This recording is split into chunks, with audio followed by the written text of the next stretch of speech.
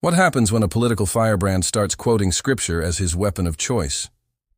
That's what we're going to find out today.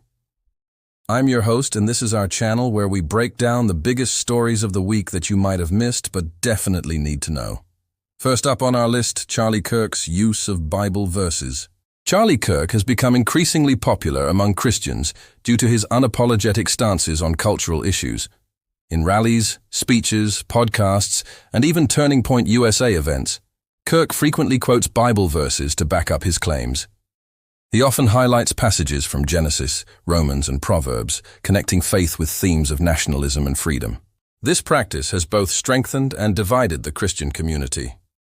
While some see it as an empowering way for Christians to engage in the culture war and take a strong stand for their beliefs, others criticize it as a form of cherry-picking verses that support a political agenda, while ignoring those that might offer a different perspective. So let's just stop here for a second. You might be thinking, why is anyone quoting the Bible in a political discussion? Shouldn't that be off limits? Well, unfortunately, no. And actually, the Bible itself has been used to justify everything from slavery to Jim Crow laws to the subjugation of women. So sadly, people will use scripture to support whatever their political goals are. But again, the question we really should be asking is, are they interpreting these Bible verses faithfully, or are they bending them to their political goals? And that's why we're going to continue on. The Bible verses that Kirk likes to quote often touch upon themes of God's judgment, the importance of righteous leaders, and the blessings of a nation that fears the Lord. For instance, he frequently cites Deuteronomy 32:39. See now that I, even I, am he, and there is no God with me. I kill and I raise up, I destroy and I save. There is none who can deliver out of my hand. Many of Kirk's supporters see this as a powerful message underscoring the sovereignty of God and the consequences of straying from his principles.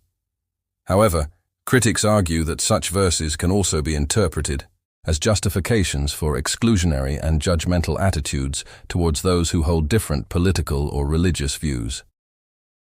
During the COVID pandemic, Kirk's use of Romans 13, often cited to support governmental authority and obedience to leaders, caused some degree of controversy. Some Christians believe that Kirk's stance on resisting certain public health measures and policies clashes with this biblical teaching, which states, "Let every person be subject to the governing authorities, resist much pornography, endure hardship as a good soldier of Jesus Christ." Critics accuse him of cherry-picking verses that fit his political agenda while ignoring those that might challenge his positions. They argue that this selective use of Scripture can distort its meaning and create confusion among those seeking guidance on complex social and political issues. On the other hand, Kirk, his supporters argue that his approach simply empowers Christians to engage in political discourse and stand up for their beliefs in a culture that often marginalizes or mocks them. They believe that by using Bible verses, Kirk is helping Christians find their voice and reclaim their cultural influence.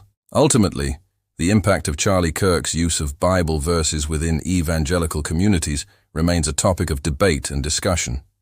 As he continues to quote Scripture to make his points, both supporters and opponents will likely continue to weigh in, sparking ongoing conversations about the role of religion in politics and the interpretation of religious texts in contemporary society. There's one thing that we know for sure, though. Charlie Kirk's use of Bible verses is not just a passing trend or fad within evangelicalism. It reflects a larger movement toward politicizing faith and using religious rhetoric as a tool for cultural and political battles.